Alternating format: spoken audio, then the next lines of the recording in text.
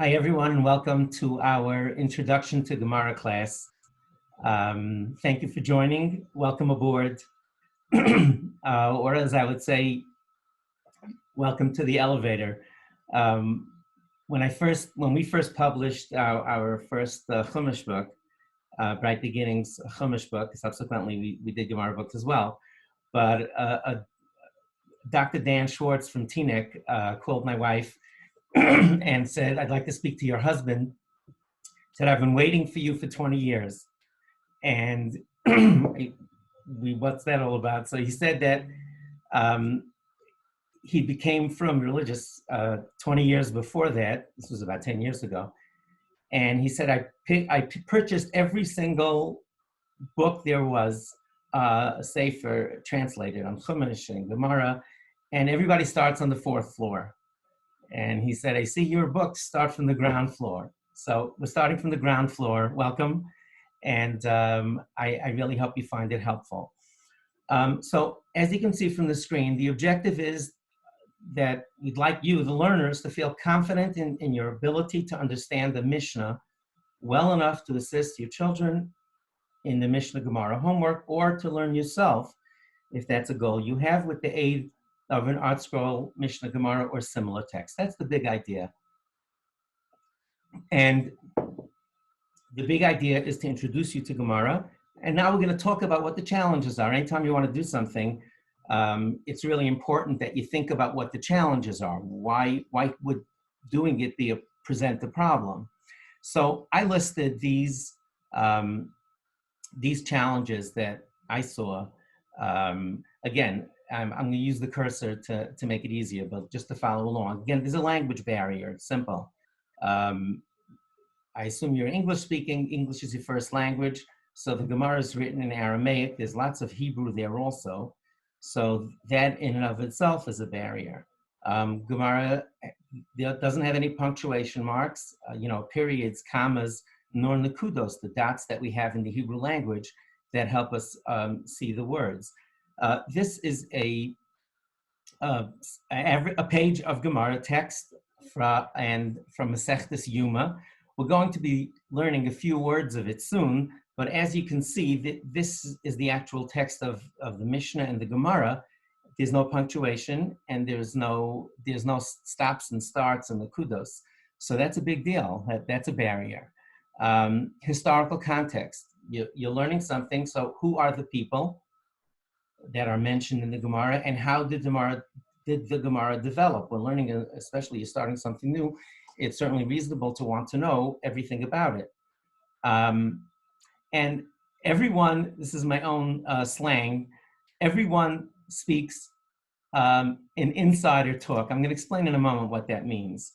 I'll get to that just in a couple of moments. That everyone in the Gemara speaks in inside talk. Gemara really was written for people, as Dr. Dan Schwartz, my dear friend, said, it starts on the fourth floor, the third floor, whatever you want to call it. But the people there converse among themselves with the understanding that there's a certain knowledge base that's already been acquired. And if you don't have it, it kind of get lost. I'm going to show you an example with Spike the Football in a few minutes. For children, an additional barrier is that the references discussed in the Gemara are from the time period of the Gemara. And we all know if you give a reference that's dated while you're talking to someone, it really puts you behind the eight ball. Now, just imagine if you started talking to someone about the 8-track recording that you had, or those WhatsApp messages that your in-laws forward to you with things like, I remember when online was when you were online in a bank, and it just screams, I don't get it.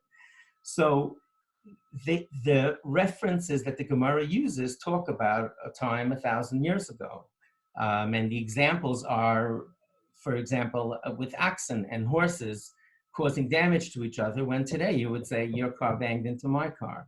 So that is a barrier. None of these are insurmountable, but let's talk about them. Following the logical thread, this is a really big deal, the bouncing ball of the Gemara's deductive reasoning. I'm going to show you a bit of it, and then I'm going to give a class on it on Sunday. But following the logical thread means that you're following a question, an answer, a proof to an answer, a proof to a question, to refute the proof. So it's very complicated sometimes, and to follow that track is sometimes a barrier. The Gemara is all textual. When you're learning yourself, the three main groups of learners are textual learners, meaning they do best by reading text. Auditory learners learn best by listening. And visual learners learn best by seeing something. So just quick example, if you want directions, okay, I dated myself, forget it. Okay, before ways. Let's say you got a new phone. So you could learn about it 3 different ways, okay? You got the new phone, the 11. Okay, so one would be by reading the manual. That's textual. So you read a manual, you read all the words, and you're fine. Some people learn best that way. Some people learn best by saying, could you please tell me about it? I don't like reading. Just tell me. You call a friend and you say, tell me about it. Or you could look at a video of somebody using the phone. Most people do best visually, and the Gemara is all textual and sometimes auditory if somebody else is teaching to you. So that certainly could be a barrier. And then mostly for kids, not for all children, children, teens, people who are rule followers and, generally don't have this issue. But if you're a rule breaker, an out-of-the-box thinker, or an independent thinker, and you tend to challenge things that people tell you to. So you have a whole question of relevance. So why do I need to learn this? Other questions of that nature. So it's quite a bit of barriers. I believe they're all surmountable. And I'm going to walk you through an action plan for how to get through these barriers so you can learn Gemara yourself. And either if a goal of yours is to learn with the children, if not, just to really become a Gemara learner yourself. So my suggestion is language barrier and lack of punctuation marks and akudos. My very, very strong suggestion is for right now, just put that away. Don't even think about it now. Make sure you're learning from a Mishnah or Gemara that does have punctuation. Virtually all of them do today. You can purchase Mishnah and Gemara that have punctuation. You can get it virtually on every single Masechta, every single part of Gemara or Mishnah. And that will have translation and punctuation. Now, I wrote here, the yellow obviously are the solutions. I wrote training wheels, not crutches, because it absolutely drives me when you try to offer a teaching tool or a learning tool to a beginner learner who's 10, 11, 12, and people say, no, you're giving them crutches. They're never going to be able to get away from it. You're crippling them. And for almost 40 years, I've been saying, folks, it's training wheels. It's not crutches. It's something that you use to get to the next level, and then you abandon after you don't need it anymore. A teaching aid is not only becomes a crutch if you keep using it. But these things, so right now, in other words, you don't need more barriers. Take whatever you can move away and decide later if you want to go only to Hebrew and only to Aramaic. Put that away for now. Historical context, we're going to do during this presentation. We're going to go, we're going to go through this introduction to Gemara book that goes through the history, who the people were, how it came to be. I mean, these are all very important questions. So we're going to be doing that today. The insider talk, you need a whisperer. And, if you're exploring something new, typically it's very helpful if you have somebody next to you that can explain what's going on exactly. So if you're going to watch a game for the first time, if you're taking cooking classes, if you're going to, do certain exercises that you've never done before, you kind of get lost if you don't have someone with you. And I propose that the higher end translation, Mishnah, Gemara, Artscroll, Koran, the top translations that are, in the past generation, they have whisperers that can whisper in your ear and help you understand what's really going on. And of course, we're going to get to it. I'm going to show you what I mean by a whisperer, okay? This is a presentation, a quote that President Obama made during the speech. After Osama bin Laden was killed, the people in the media and other folks wanted to see the the pictures to prove that he died. And President Obama made a decision not to do it. So here he is. President Obama made the following statement regarding his decision to show the dead body of Osama bin Laden. I think Americans and people around the world are glad that he's gone, but we don't need to spike the football. Now, what he meant by that is the object of this quick exercise, okay? And I think given, this is President Obama speaking, given the graphic nature of these photos, it would create a national security risk, meaning if he would talk about it in that way, it might make people so upset, that's what he meant, a lasting national security risk, meaning if some other terrorist group or other people or people of his nationality would get aggravated by seeing his dead body, it might pose a national security risk. So what did he mean by spiking the ball? Now, if you're a football fan, it'll make a lot of sense to you. Actually, part of this went into the vernacular. So one suggestion here, a word suggestion, spike the ball. In American football, when a player scores a touchdown, he slams the ball to the ground in the end zone. It's also used as it became part of the American culture. We talk about celebration and victory. That's what President Obama meant, that it's going to look like a celebration of victory. Okay, so when that word in context, when President Obama used it, it would seem that that's what it means. This is a football player spiking a ball. What happens is after they score a touchdown, this is the referee with the striped shirt. When he has his hands in the air, that means it's a touchdown. And then the player gets, for only a short period of time to celebrate, he takes the ball, slams it into the ground. That's called spiking. Okay, so President Obama didn't want to spike. Now, I found this really fascinating. There's actually a second meaning to the word spike, and this is the relevance to learning Gemara. That when you're not familiar with the language and the culture, and you feel like kind of like an outsider, that's what I said. You need a whisper at this time because you might not know what this means. And this is really fascinating. Somebody posted. And he said that this would said national security risk. So this guy looked up the definition, and he said, "Hey, spiking the ball. See sportsdefinitions.com. The quarterback throws the ball straight to the ground after a snap. That means, I'm not going to go into it now, but you can look at the Wikipedia leak, which I'll show you in a moment. But if you take, that means a quarterback." One of the players on the football team throws the ball into the ground, and that's called spiking. And the person on bottom, somebody else actually commented that it meant here on the bottom, he says spiking, he explained the other spiking. You're first down and the time's running out. Again, I won't go into it, but it's a totally different meaning. It means if the quarterback, who's here, throws the ball into the ground to stop the play. Long story, not for now. What I found very interesting is if you look up the word spike, it actually gives both explanations. He starts with the second one, that the quarterback throws it into the ground. And afterwards, here on the bottom, where my cursor is, he talks about the second one. Now, here's where it's really relevant. Every one of these blue links explains what you need to know. Let's say you read it, you don't know what a quarterback is, you don't know what an incomplete pass is, you don't know what a snap, you know that. Clock management.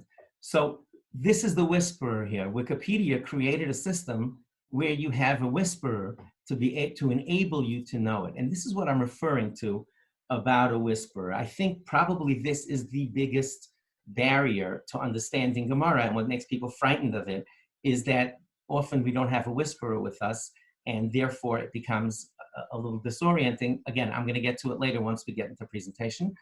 The thing about the references from a time period, I will speak about this briefly. The other two barriers were following the logical thread, we call the bouncing ball, of the Gemara's deductive reasoning. I'm going to talk about it. It's really important that we do talk about it. I wrote here, sign up for the next class. I'm going to be giving a class this Sunday specifically on how to follow the logic of the Gemara. Relevance, I'll touch upon very briefly. And 8, which is the idea of visual learning, do your best to find supplemental tools that can help learning, especially if you're a visual learner or your child is a visual learner. Back to the example of trying to figure out a new phone. There are some people who just will never get it. And no matter how much you tell them or they read, they're going to need to see it to learn well. So I'll show you a little bit about that at the end, okay? So let's start at the end with just a few words of the actual Gemara, and then we're going to go back to the beginning and talk about the history. But I want to really point out here what I'm trying to show you now before we start from the beginning is that just knowing the translation, because you need what I call a whisperer, just translating the words, even if you figured out the nakudas, the punctuation, and you figured out when to stop and start, it's really not going to help you because you really don't have context. Again, you have people on the 4th floor talking to each other. So I'm just going to translate these words, and then we'll walk our way through it. Pashat means he took off. Yarad means he went down. V'toval, and he toveled. We usually refer to tovel in a mikveh. Allah, he went up. That's like from the word aliyah or making aliyah, because he went up. Nistape, he dried himself. Hey viulo, they brought to him big day zahav, his golden garments. V'lavash, he dressed himself with those gold garments. The kiddush, from the word kedusha, he made holy yadav, his hands, v'raglov, and his feet. We're only going to be learning this little piece today, but I hope that by explaining the background, going through the details, and then walking you through the backstory and the whispering that goes on, I really hope we'll get you on the way to really understanding Gemara. That's my hope and prayer. So let's get to it. So we're going to start with the history, and one way to think about it, about Gemara and Mishnah, it's referred to as Torah Sheba'al Peh, the oral Torah. And some people would get confused because it's actually written. So we'll get to that in a moment too. That's part of the whispering, that actually this is stuff you need to know beforehand. So think about a job interview, okay? If you got a job as a maitre d' in a restaurant, and you took an interview, and let's say that you would talk for a few minutes, and the boss would have to make a decision to hire you or not. Now, he's not going to tell you at that time, he or she, they're not going to tell you what's in the menu exactly, or how many seats they have, and how many tables, and how the computer system works to keep record of that. You're going to talk big picture. What's he going to say? What he or she going to tell you? Listen, this is a restaurant. I want everybody to feel like they belong here. So it's your job to work under pressure, because sometimes you don't have enough tables, and make sure that everybody's comfortable. Okay, so that's your job in a nutshell. And you'll talk about it. I want you to show up on time. I want you to be responsible. I want you to be a team player. None of that has any detail. You take the job, someone will sit down and give you a 4-hour orientation. So if I may use this analogy, the Gemara is called the Torah Sheba'al Peh, the oral Torah. That's the 4-hour, that's the 4-hour orientation. But the Torah speaks specifically in very short terms. For example, the Shabbos has so many halachas, there are so many laws of Shabbos. If you look in the Chumash itself, all it says is Zachar es Yom HaShabbos l'kadsher. Remember the day of Shabbos and keep it holy. Shomer es Yom HaShabbos. Keep and then it's a few other psukim there, but verses that talk about Shabbos. The details aren't there. How do you know all the details? That's where the Torah Sheba'al Peh comes in. One more example, tefillin.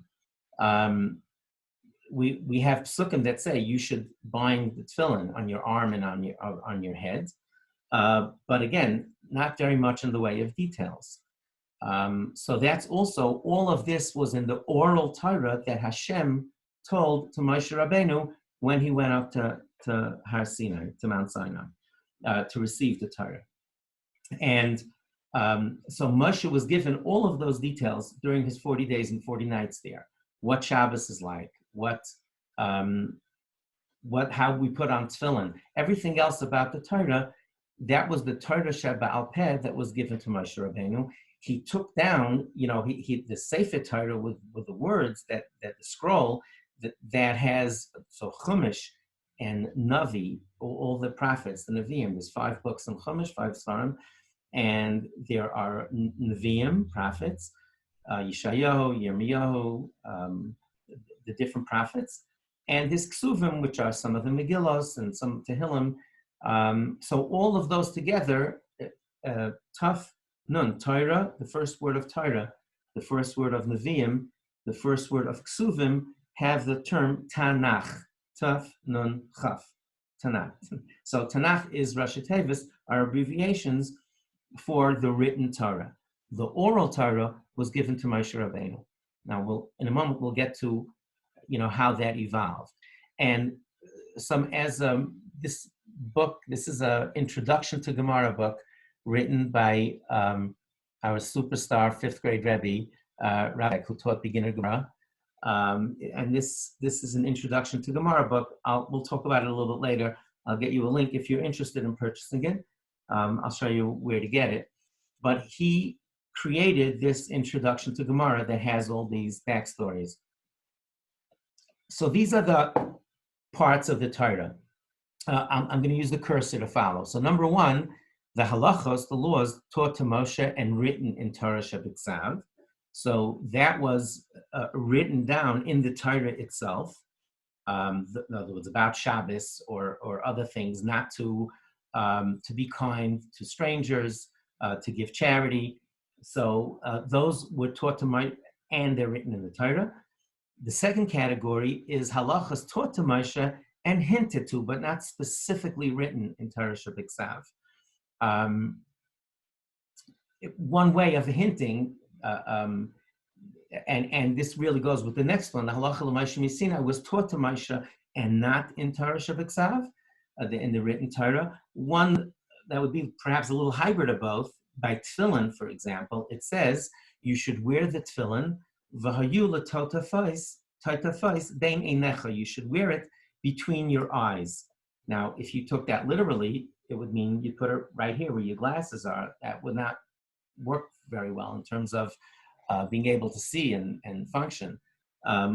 So how we learn from our tradition that it goes on the forehead, behind the hairline, in the space under the 2 eyes. So these 3 are, again, Torah Shebiksav, what's written in the Torah, and the other ones are Torah Sheba'al Peh.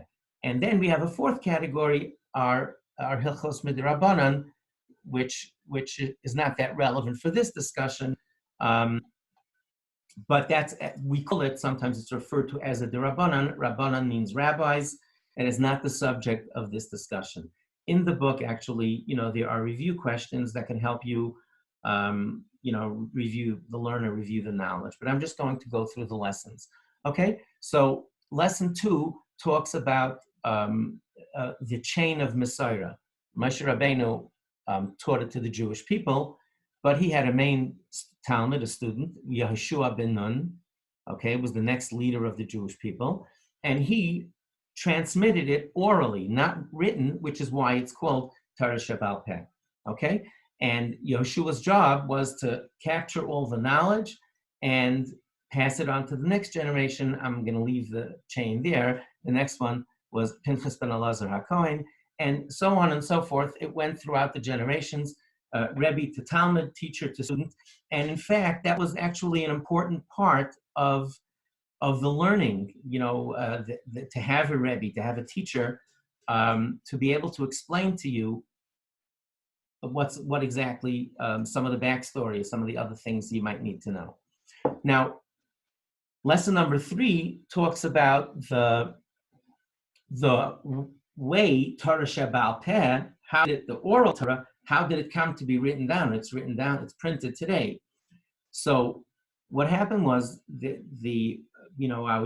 our people went through trials and tribulations over time. It wasn't always a smooth road. And what happened was as we had difficulty in various places, people started to forget, and the chain of the transmission became weaker. Rabbi Yehuda HaNassi was a Nasi meant like a prince, like the leader of the Jewish people.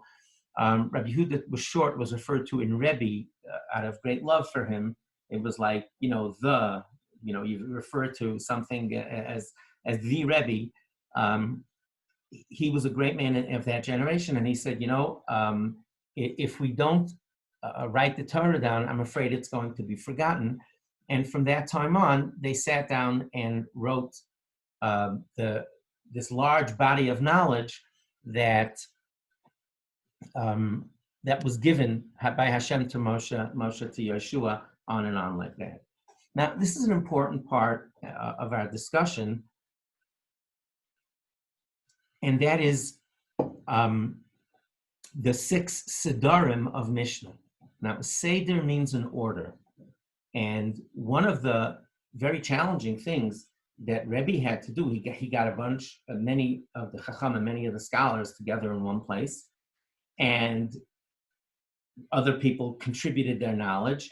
And, if you think of it in terms of filing papers, or I dated myself, if you think about files in your computer, you have a PC at home, so you have folders and subfolders of those. So you might have major categories, let's say on your computer, on your PC, or your desktop, or on but they'll say, let's say, financial. Okay, another one will say pictures. Another one will talk some hobbies that you do, or some consulting work that you do, or other things. So you have main categories, and each one is divided into subfolders so that you're able to find it. Now, today you can do a search, but obviously that wasn't around then. So they had a monumental task of taking this large body of knowledge and putting each one in places where it would be able to be found. So Rabbi Yehuda HaNassi and the Chachamim had what we call the 6, Mishnah. The Mishnah was divided into 6 sections called Siddharim. Siddharim is the plural of Seder. Seder means order. We just finished the Pesach Seder. Okay, so Siddharim were used like for the order, and together these six categories, Zrayim, Mayed, Nashim, Nezikin, are called Shisha, 6, Sidrei, the orders of the Mishnah.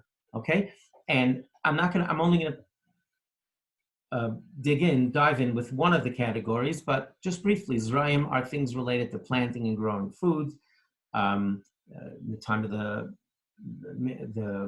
Beis HaMikdash was around, people used to take off Truma and Meiser, and other things like that. So that was Zrayim. Mayed refers to Yom Tov. That's the one we're going to talk about. The rest are Nashim, Nezikin, Kachim, Taharas. You can see this. When you go over throughout this video, you can stop it at any time, take a screenshot so you'll be able to record the information. You don't need to purchase the book. You'll have all the information that we went over here. So we'll talk about Moed. First of all, it's most familiar to us. And what we're going to be learning, that those few lines of text that I showed you, is from one of the Gemaras of Moed. And now Moed is all Shabbos and Yom Tov. And as you can imagine, the main categories in Moed would be Shabbos, for all the laws of Shabbos. That's going to be a pretty thick book because there are so many halachas. Then you'll have Rosh Hashanah and Sukkah and Yuma. Yuma is the one for Yom Kippur. Yuma is the day of Yom Kippur, and other things. Megillah is about Purim, other things of that nature. Now, let's say you have Masechtas Yuma, which means Masechta is a tractate, as the loosest translated in English. That would be like a book, the equivalent of a book.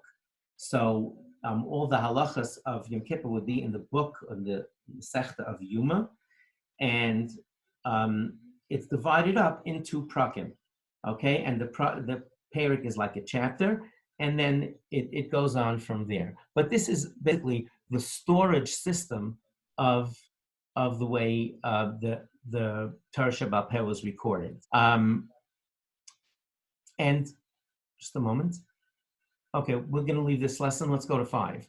So lesson number 5, and then I'm going to go back to that Gemara. Lesson number 5 is navigating your way around the page.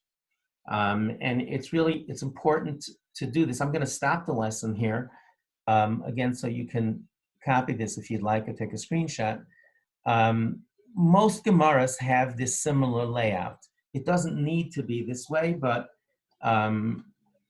we call it the Vilna Shas. Vilna was a city in Lithuania that was known for its scholarship, for Torah scholarship, and they printed it in a certain format, so that became known as the Vilna Shas. It's easier to remember because you can kind of visualize which word was in which section.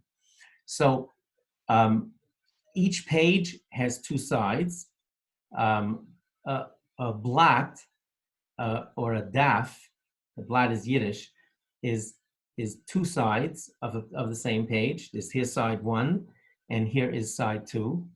Okay, so this one over here has Chaf Aleph, means it's 21, and with a single dot, and that Chaf Aleph with a dot means it's page Chaf Aleph, side 1. Okay, so it's page 21, side 1, and here it's Chaf Aleph with 2 dots, and that means the second side of Chaf Aleph.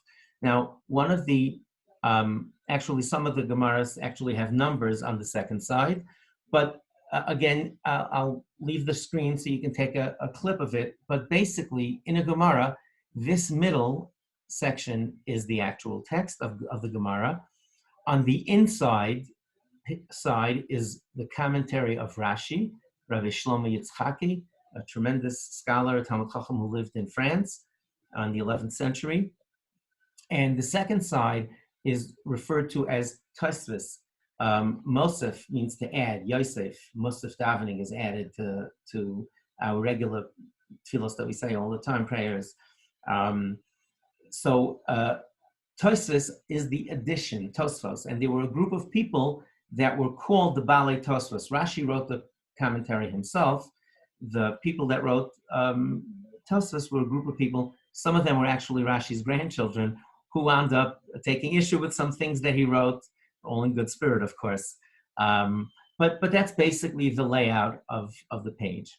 Okay, so we're ready to get started with the actual text, and I'm going to read it again, and I'm going to show you the words that we did before, and then I'm going to talk about the backstory, like what you need to know in advance, and the whispering between the words. Okay, let's just review one more time. Pashat, he removed. Yarad, he went down.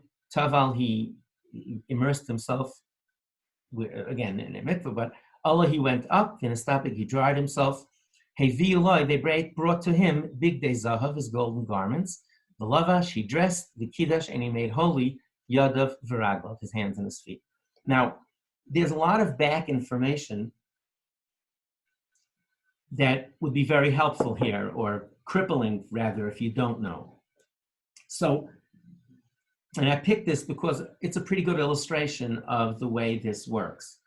And you know, I thought Yom Kippur would be something that we possibly be, you know, a little more familiar with. So the way it works is like this. Throughout the Beis Hamikdash was in Yerushalayim. That was the place that all the karbanos, all the sacrifices of the Jewish people were brought in the Beis Hamikdash, and which English is called the temple. And throughout the year, there were Kohanim. A Kohen would loosely be translated as a priest. Came from the family of Aharon HaKohen. Moshe Rabbeinu had a brother, older brother, Aharon. Both of those brothers were part of a larger tribe of Levi, the Shevet Levi. Shevet is a tribe. And during the year, the Kohanim, all the grandchildren of Aharon, rotated in and out, and they all took different jobs, so to speak. The Avodah, they had rotation systems for each family and group that you wound up serving a certain number of days per year on a rotating basis. On Yom Kippur, only the Kohen Gadol was doing any of this service, any of the Avodah. So that's information number one, okay? So the Kohanim did work all year. The Kohen Gadol at the time, the only one of them, the great Kohen, Aharon was the first one, and each generation after that, they selected a Kohen leadership role. Another important thing to know is that there were four garments that every Kohen wore, and there was like a uniform. There were like long shorts past the knee. There was an like a shirt and a shirt that went down to the knee. There was a gartel, like what Hasidim wear around the waist by davening. It was a wrap around, like a long wrap, and a hat. So those were the four garments that every Kohen wore. They're called Kohen Hedyot. Hedyot means simple, like the regular Kohanim. The Kohen Gadol wore 4 additional garments, and so he wore a total of 8. Now, the Kohen Gadol, his extra 4 garments, there was lots of gold there. The Kohen Hedyot, the regular Kohanim, their garments were made of linen, just cloth. And the Kohen Gadol had a breastplate on his head that had gold in it. He had a chest plate that there was lots of gold in his additional garments, in the 4 extra. Now, Yom Kippur is a time where we ask Hashem, we want to do tshuva, we want to get closer to God, and we try to atone for our misdeeds. The big misdeed of the Jewish people as a nation, shortly after Yetzias Mitzrayim, after leaving the land of Egypt, one of the huge sins was the creation of the golden calf. So our Chacham said that, our sages said that, explained it, that we don't want the Kohen Gadol wearing gold on Yom Kippur because it's going to evoke things that we'd rather not talk about. You know, you have a relationship with someone for a long period of time, not me, of course, but you know, you have a relationship with the spouse, with the children. You have like flashpoints that, you know, that irritate the other person. You just try to stay away from those conversations. Gold is not a good thing to talk about on Yom Kippur. So the Kohen Gadol went through this process of changing from changing garments throughout the day. Why? He came in his street clothing. He would change into the golden clothing. That was change number 1. And when he did Avodah, that was done every single day. There were certain karbanos, there were sacrifices that had nothing to do with Yom Kippur. There were 2 karbanos, for example, I'll only dwell on this one, that were bookends to the service of the day. There was a tamid. Tamid means always. So there was a steady carbon sacrifice that was brought every morning and one every afternoon. Those were the bookends of the service of the day. So they were given to regular Kohanim to do. But on Yom Kippur, only the Kohen Gadol could do it. So the rule was the Kohen Gadol would dress in all 8 garments when he did things that were done all year long. But when he did specific things for Yom Kippur, he would switch from his gold clothing and dress like a regular Kohen. Okay? You need again, I said about the backstory, you need a lot of information to be able, once you know it, you're good. Now, keep in mind also that we're picking this up in middle of a Masechta, right? We're not starting from the beginning, but even at the beginning, you would need background information. So those are the 2 main things that we need to know. Additionally, every time the Kohen changed his clothing, he toveled in a mikveh, in a pool of rainwater. And when he came out, just like we would do today, he would wash his hands in a special spot with using a special utensil. Okay, so now I'm going to read it first before we go to the Artscroll translation and some sheets that my Rebbe made. So let's go over it here. Pashat, he took off. Now we know he took off his street clothing.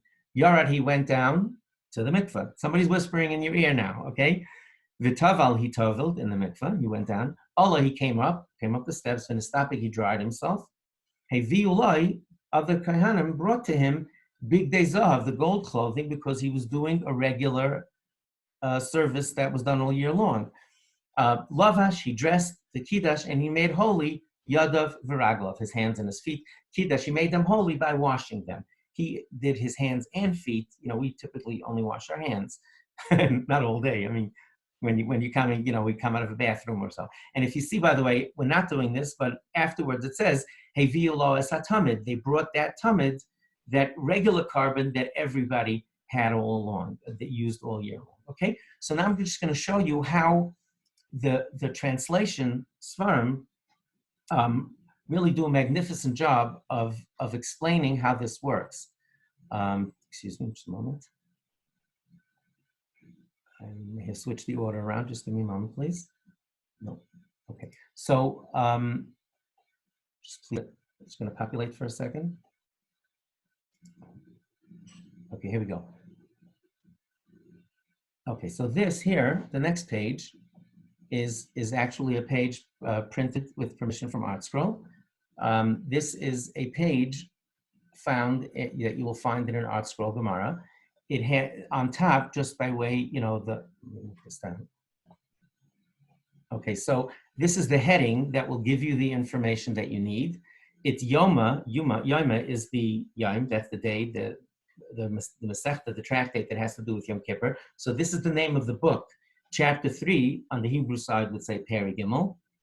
And Omra Lahem HaMamuna, the appointed one, told them that's the name of the Perik. The names that the Prakim give, that a Perik, plural is Prakim, are usually the first few words in that Perik. It doesn't necessarily capture the learning of that goes on there. Now, 31b, if you remember, we talked about that because 31 was the page number, B was side B. Now, this one, this is not technically part of Gemara, but it's important to discuss because if you're going to pick up an Artscroll Gemara, if you look at this bar here, you see this gray bar on the right side. When Artscroll, I had the good fortune to be friendly with Rabbi Zlotowitz, and what happened was, he was the founder of Artscroll, and what happened was when they started to do the translation Gemara, they came to a question and said, well, what do we do? The English text is going to be much more than the Hebrew text because we have to explain so much. So they were advised to reprint the Hebrew side several times. So it would look, they have the corresponding page in Gemara opposite that. And graphically, they came up with this idea that they had this bar that means the English translation goes from here to here. And the second page will have this. So therefore, just for context, then when you look to this, 31b1, that means it's 31b, the second side of page 31, but it's the first page of translation. And again, the next page would be 31b2, and it would have further down. Okay, so these are the words of the Mishnah. Now you got it. I'm going to go have a drink now, right? So read the words. Go ahead. I'll read them in a minute. Uri, please, can I trouble you? Shefel, if you don't mind, please. Okay, I gave you a chance to read. So now the Mishnah, this, I'm going to use the cursor. I could use coloring, but it just becomes too cumbersome and I have to undo it. The Mishnah, so read these words. Thank you so much, Shefel. Thank you. The Mishnah continues its description of the Yom Kippur service. Notice this is in a softer font, right? A lighter font. And the purpose for that is, the reason that that's so is Artscroll brilliantly, when they first came up with this Pirush, the translation, they wanted to have some code or practice for the whispering. So they came up with this idea that the words that are either background information like this one here, or the whispering in between is in a lighter font, and the words that actually literally translate the words of the Gemara are written in a bolder font. And once in a while, they'll have this, these brackets to, if you don't know who it's talking about, because this Pashat says he undressed. It doesn't say who it was. Okay, so look, you're good now, okay? Pashat Yarad V'Tavel, you did that. The Kohen Gadol undressed, descended. Now here you need a whisper. Where do you go? Into the mikveh. Immersed is the third word, the translation following for the word V'Tavel. Olav in Estapag, he ascended and dried himself. And they have footnotes here. Sometimes it just explains here. So here, number 5, if you saw that footnote, he'd wrap himself in a large towel to absorb the water on his back. And then sometimes he'll list something from the Tiferes Yisrael, one of the commentaries. But that's basically how it goes, okay? So he says he brought him the gold, he dried himself. Heviu lai big day zahav, this Hebrew, so it's right to left. They brought him the golden vestments, i.e. all 8 vestments, meaning all the 8 that the Kohen Gadol wore, the lavash, and he dressed, he donned. Now again, the word them in English, that would make a good sentence. So since it's grammatically proper, but it's not an exact translation, it's in clear v'kiddush yad of raglov, and then he sanctified his hands and feet. And here it says here, he used the kiyar, that was one of the utensils in the Mishkan, in the Beis HaMikdash, for this sanctification. And Rashi will give you footnotes. The Artscroll translation will give you the either the backstory or some other information that might be helpful. Honestly, folks, I wouldn't say done for today, but that's really the biggest piece. So when I think of introduction to Gemara, it's being able to use this translation. That's really the main parts. The main parts are to be able to understand the text with the help of a translation, Gemara like Artscroll or Koren or Steinsaltz, with the understanding that you're going to get whispers and some information that you might need beforehand. Now, this was just an absolutely brilliant idea that Rabbi Spivak, the author of this book, came up with. I could take only a tiny little bit of credit. Credit is all his. I was his 8th grade Rebbe, by the way.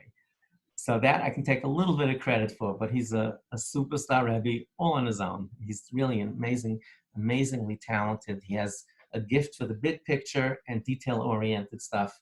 And he was, if you remember, we talked about following the bouncing ball of the logic of the Gemara. If you remember, that was one of our challenges that we had that identified.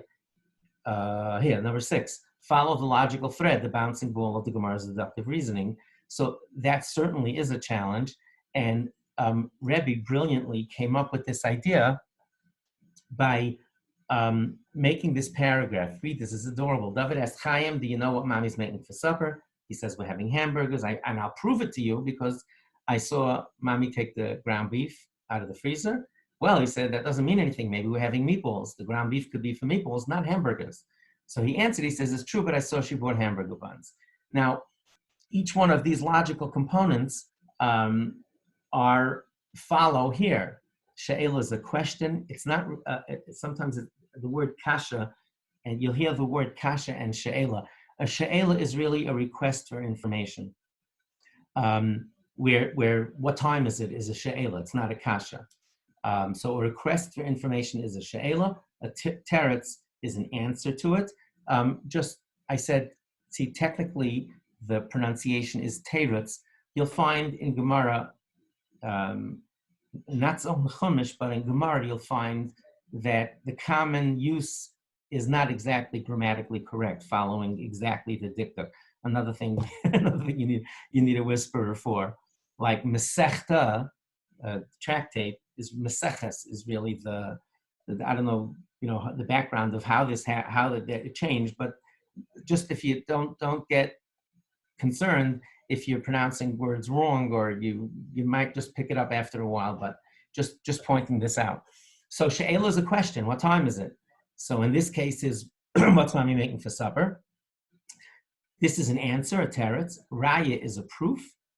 Dechia is where we push off, we push away, refute this raya. I'm sorry, I translated literally. Dechia literally means to push.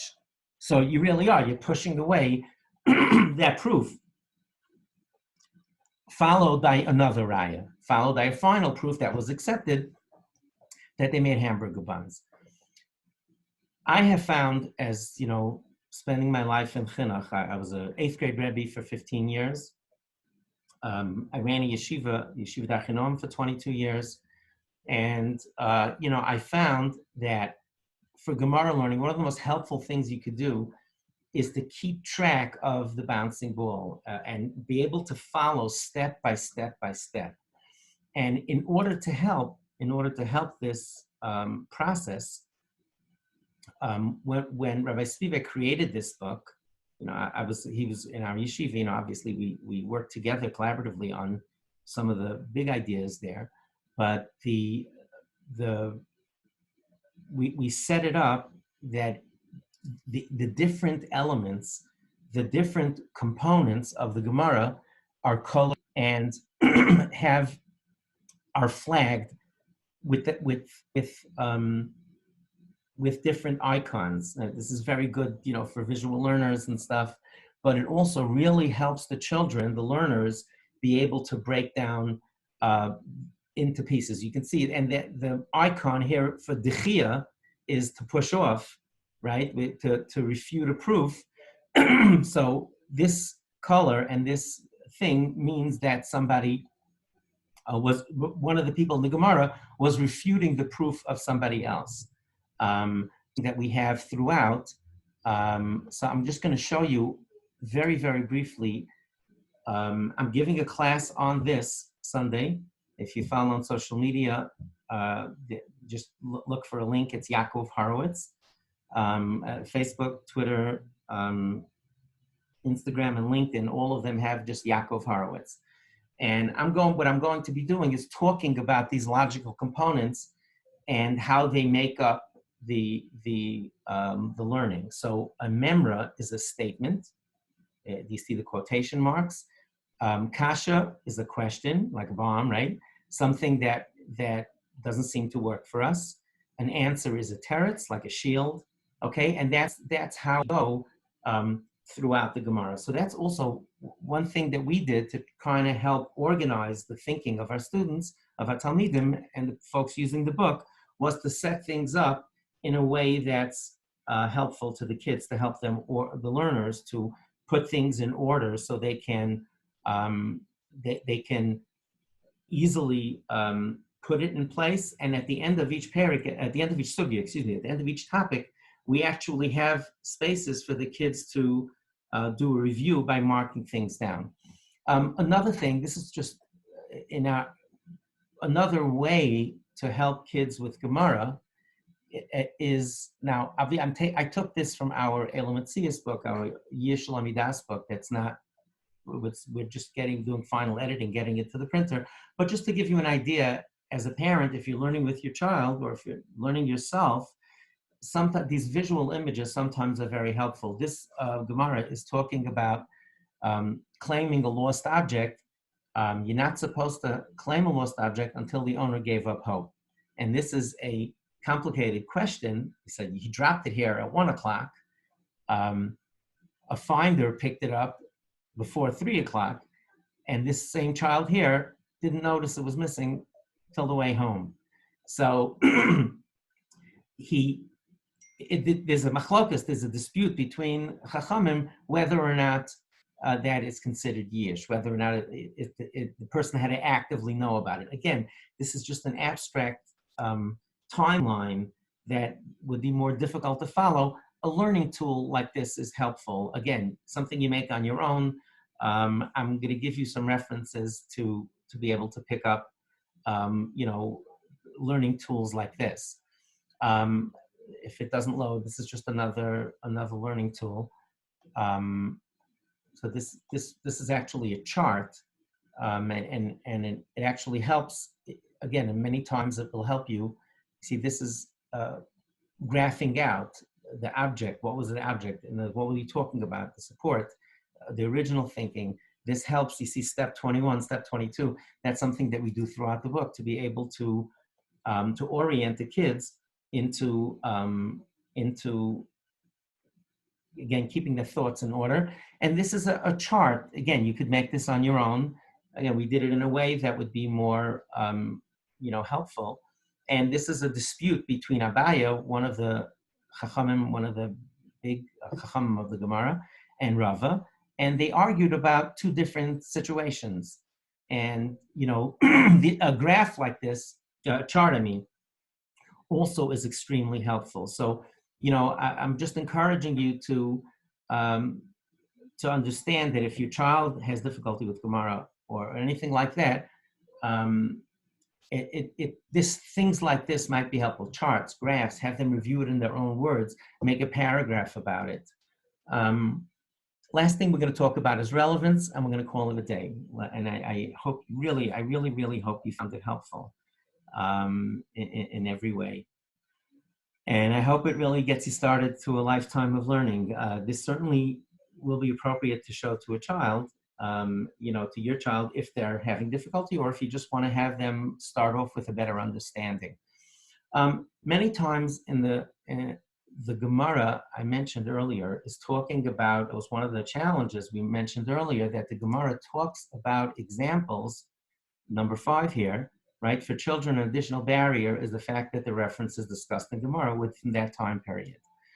I did this 6 a little bit, and the rest we're gonna do a little bit later. But this I found as an 8th grade Rebbe, this was always a huge issue. Meaning taking a body of knowledge with discussions that were going on, 1,000 years ago, literally.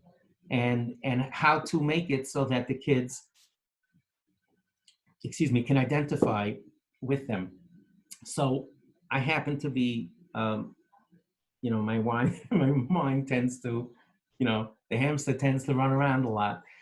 So it's a little bit easier for me to do this, but I was always looking around for things I saw on the paper, things that were going on that I might be able to pull it into my classroom. And one of the things that I would do is when the kids would walk into class, very often I would have something up on the board like this. Again, this was pre-internet. I just dated myself. Well, not really, but they actually had a different article like that. So there are a number of Gemaras that talk about boundaries and what happens on two sides of different boundaries. For example, one example is Shabbos, where you're not supposed to carry from one domain to another, from your house out into the street. So there becomes an issue over, there are a lot of details like that. What happens if your body is outside, standing in your house, let's say, and you stretch out and put your hand in a different domain? Does it go by where the object is, your hand, or does it go by where you're standing? Another Gemara that I had to teach every year in Makos, that was a very difficult one. The kids really had a hard time with it because it was so technical. And again, it's something that, like, why do I need to know this? And, oh, come on, this is what they're talking about. So one thing overall, I would often give examples, let's say, of constitutional law. That was something that I found very helpful. I would explain, like, I would take an article, if the Gemara was going down into some granular detail of what it says in the Torah and how you interpret it, I would go to find, things. I would pull something, let's say, pull a piece out of the Constitution. If there was something in the news, let's say, about a gun law or, the banning assault rifles. So I would take a piece of the Constitution, right to bear arms, put the paragraph up on the board. And before I would start the Gemara, I would talk about it. Well, what did they mean by the right to bear arms? Was it for a militia? Was it only because of that, and therefore, a civilian, could be regulated? Does it mean only a gun? Was it a musket like they had then? How about a submachine gun? So I explain. It helps. I found that it helps the children develop more a reverence for the Gemara. Not that the Gemara is secondary to the Constitution, but the Constitution is something that they, especially beginner learners, have more familiarity with. And by posing it as something that's relevant, that they see, I said, so you have this document, the framers of the Constitution have been dead for 200 years. Yet, we live by, you see the similarity. We live by this still governs our conduct today. And scholars spend their whole life interpreting minutiae of the text of how it means. And again, like I said, I found that doing things like this were often very helpful. The Gemara I mentioned earlier was about a Ir Miklat, a city of refuge. If someone killed accidentally, they would go to the Ir Miklat, to the city of refuge, and they had to stay there, or the relative of the deceased. If somebody killed accidentally, the Torah wanted that the person who killed accidentally should feel sorry and feel penitence, that he has to do tshuva for it. So if he would leave the Ir Miklat, the relative of the deceased had permission to kill him. So it was really important to know where he was.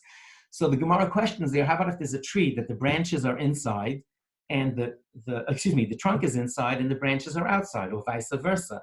And if the guy is in the Ir Miklat technically because he's up on branches that are over the gate, in other words, inside the city, how does that relate to going outside? And I found this thing about two states divided by one town that really is very similar. Talking about it was this neighborhood, the street that there was a boundary between two states, and you actually, the kids would go to different here. Look at this, when children on opposite sides of the dividing line go to school in opposite directions. That Buster Bismarck, that there's a time change. Anyway, just something that would possibly be of interest. I really hope you found this helpful. I'm going to leave you with a little out of the box one. I wasn't close to the level of talent of this young man, but there's a fellow who actually created a few videos. I don't think he wants his name public. I happen to know who he is, but he created these adorable videos. Oh, I'm sorry, I thought I had it. Hang on. If I don't, I think we're going to call it a day. Let me see if I can get it.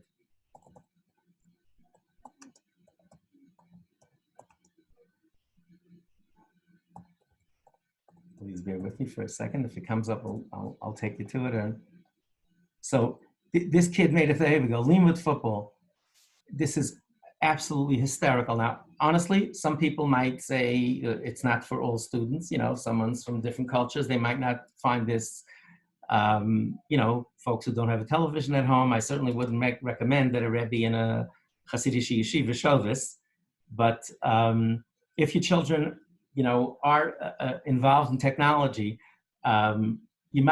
this is not really a tool, but this particular, it's really funny the way this kid translates.